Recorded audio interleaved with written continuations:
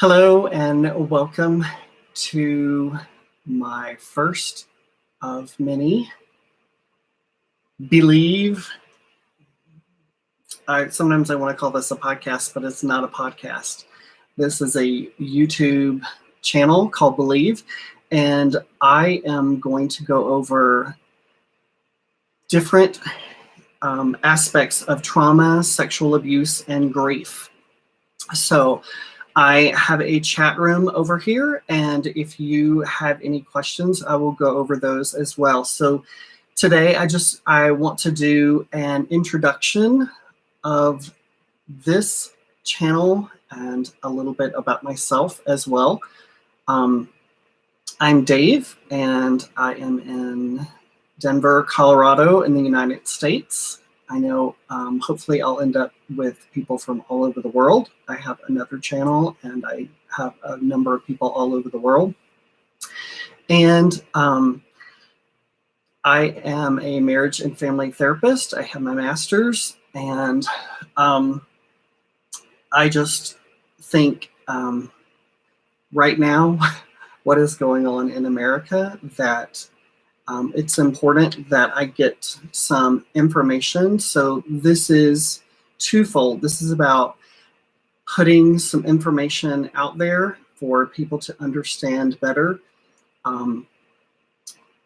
about trauma, sexual abuse, and grief. And again, like all aspects of grief. And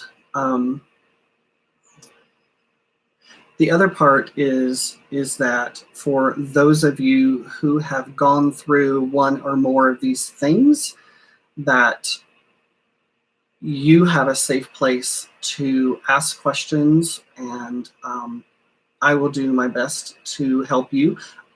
I do not have all the answers, and the other thing I can do, though, is hopefully point you in the right direction. So if you have questions, you can ask below, and I will do my best to get back to you and maybe put some resources in there, some links to some accurate places that have information that you're seeking. So the other part with trauma is I will be going over complex trauma as well. Let's see, I think I will just do some traumas, some grief. So when you have a friend or family member who is going through immediate grief, so we're talking that day, the next 2 weeks, and immediate grief is different for everyone. So they could be, a month out or way more, and they're still in immediate grief. But a lot of times I just don't see that discussed.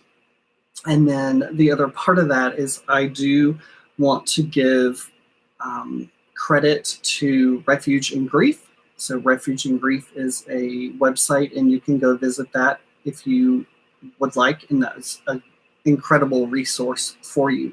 But I think I'm going to go over some things that people kind of freak out and go, I don't know what to do. I don't know what to say.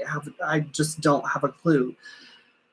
So here's some do's and some don'ts with immediate grief when you're talking to and interacting with a friend or family member.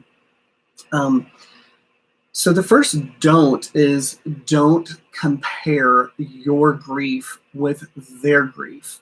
Like, oh, I know what that's like. I had a grandfather who died, and their husband just died. It's just totally different. It's not about you. It's about them. So what can you do in place of that? The thing to do is ask them about that person. Tell me about them.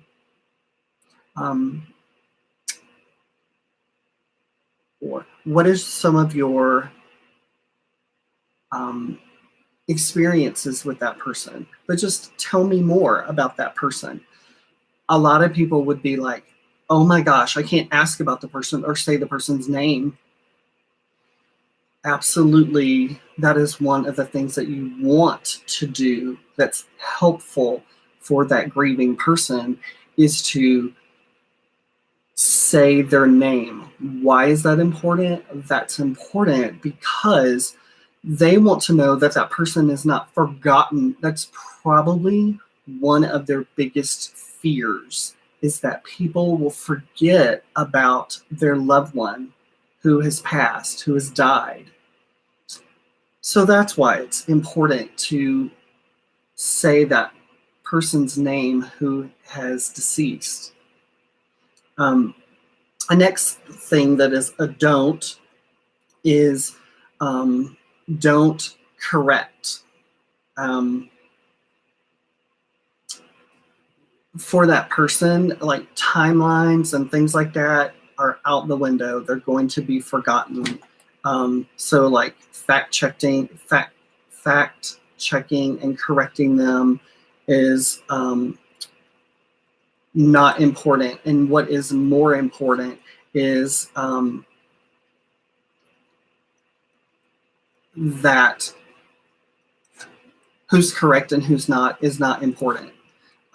So there may be some details with that person's death, of their loved one's death, and just don't even go there with fact checking and correcting them about things. Not important, and that's not helpful.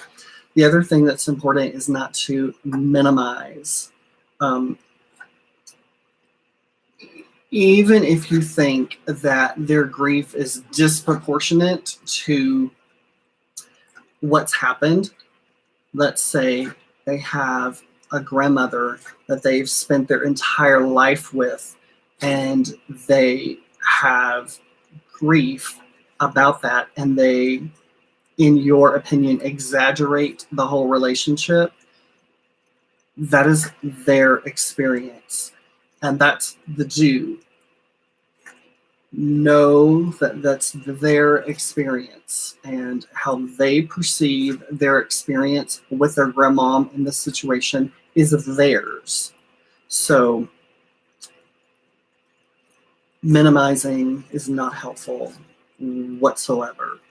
And I'm just going to tell you, I have 2 dogs, and they will make noise every once in a while. There's nothing I can do about it. So there you go, because it's about to happen, I promise you. And then don't give compliments to that grieving person. Like, you are such a wonderful person. You're so loving and caring. They do not want to hear that. It's not time for that. They don't want to hear it. And I know you, I'm going to just interrupt. I know you hear my dog, and I promise you he is okay.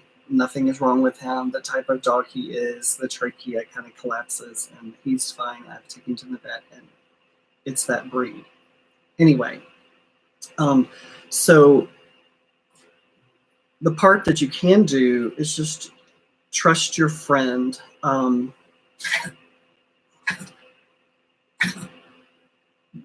That let them go through their experience, and you don't need to compliment them and tell them they're okay and that they're good people or they're beautiful people. You don't even need to go there with that. It's not helpful. I think the next one kind of goes with that, where don't be a cheerleader. There's no need to be a cheerleader, and not only there's no need to, you don't want to do that. They are in the dark, and it's okay to be in the dark. A lot of us, especially here in America, are, I think, really scared of death and people being in that deep, deep darkness, that deep place. But actually, it's pretty natural. It's a normal part and the process of life. It's a normal part of immediate grief. So we don't have to be scared of that. And it's okay for that person to be in that dark. What you can say is, this sucks. Or, yes, it does. This is dark for you. You're right. Just, it's kind of like mirroring what they're saying and validating what they're saying with that darkness. You're gonna have to practice this, and maybe you practice this before you see that person or people, because it's going to be difficult. And the only reason I say it's going to be difficult is because if you're not used to saying those things and you've kind of been taught the whole complete opposite, and your go-to is, it's going to be okay and it'll get better with time. Last thing you want to say. You don't want to say that at all. It's not helpful, and it's okay for them to be in the dark. Just like if you are going through this, I'm telling you, it's okay to be in the dark. It's okay. It's normal and natural for you to be in the dark with grief. The other part is, don't talk about later. So eventually, this will be lighter for you. Eventually, you'll get over this. That's just one, irrelevant. It's not helpful in the immediate. They are in the immediate. They don't want to think about the future. They're in the immediate right now. They just lost someone important to them. That is what they're focusing on. That is where they are. It's invalidating. It is invalidating to go to the future with them right there. It's beyond frustrating with them. So staying in the present moment, what you do is you stay in the immediate, you stay in the present with them. If they do start talking about the past, join them in that. Join them where they are. So you're gonna have to listen to where they are, and you can join them right there. And that is helpful. The next thing I think they might get the most irritated about, and that is, don't evangelize. Oh my gosh, have you tried lavender essential oil? Oh my God, it totally helps me when I'm grieving and when I'm depressed. They didn't ask for that kind of information, unless they do ask for that. But chances are, in that, and again, I'm talking about the immediate grief, they're probably not going to ask you, what do I need to do? So what works for some person may not work for another person. So telling them what to do and telling them what worked for your friend or those types of things just are not helpful for them at all. So the other thing to do is trust in their self-care. They know themselves best, and what works for them may not work for you. What worked for you, these 5 different things, none of those may work for that person. And you're going to have to trust that they know themselves and they can care in the way that they need. They possibly might ask you, then you can go there and share. These are possibilities. These are things you can look at that could possibly help you. That is okay when they ask for that. The next thing is, don't start with solutions. They don't need to be fixed. So it goes along with the one that we just went over, where not giving them solutions and offering advice. Where they are in the moment and in that immediate grief, giving them an advice and trying to fix is absolutely not helpful at all. I can actually summarize all this and boil it down actually pretty simple, and that is to listen. That means shut up, and just validate them. That sucks. WTF. Oh my God. Wow. Meet them where they are with that. Listen. Tell me more. Tell me about fill in the blank with their name who has deceased. They should be doing the talking. And you can give one-word responses like, wow, good grief. If you want to tell me more, tell me more. Tell me about that person. It's that simple. And it's going to be incredibly, incredibly difficult. It just is. It's not going to be simple by any stretch of the imagination, because that's typically what we're not used to. It's really difficult for us to do that type of thing. So, and my dog is joining me. So I just want to give you kind of a taste of the different things I want to discuss and go over. And again, if you're wanting to ask questions in the chat room next time when you've subscribed, that is awesome. And I will do, again, I'll say I will do my best.